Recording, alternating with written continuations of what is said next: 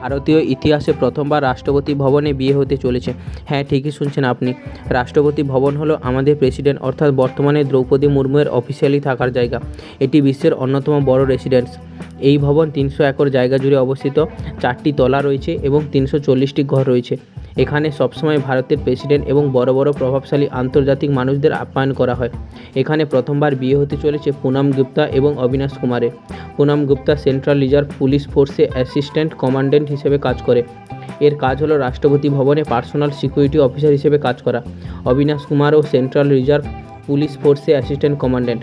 পুনম গুপ্তা বিহারের মতো ডেঞ্জারাস জায়গায় কাজ করেছেন।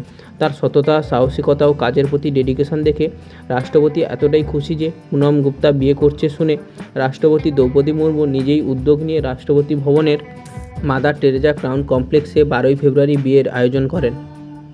এ বিষয়ে আপনার মতামত কমেন্টে জানান।